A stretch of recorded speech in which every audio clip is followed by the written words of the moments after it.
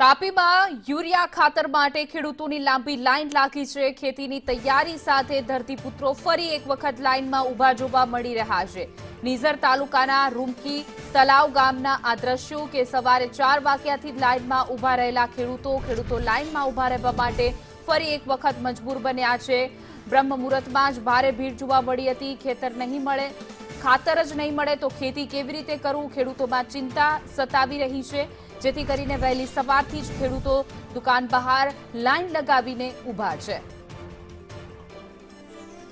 વધુ વિગતો સાથે અમારા સંવાદદાતા અનુપ જોડાઈ ગયા છે। જે અનુપ, ફરી એક વખત ખેડૂતો લાઈનમાં ઊભા રહેવા માટે મજબૂર બન્યા છે।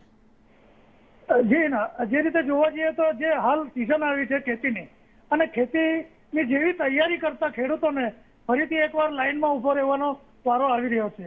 યુરિયા ખાતર માટે ખેડૂતોની ખૂબ જ કડાકૂટ છે અને જે દ્રશ્યો જોઈ રહ્યા છો એ નિઝર તાલુકાના રૂમકી તલાવ ગામના છે।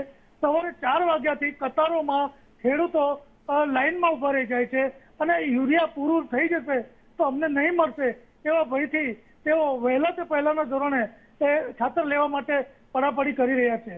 ત્યારે હાલ સરકાર દ્વારા નિયમિત રીતે અને વ્યવસ્થિત રીતે બધાને જે આ ખાતર મળી રહે તે માટે લોકલાગણી પ્રવૃત્તિ રહી છે। જી અનુપ, સમગ્ર માહિતી બદલ આપનો આભાર।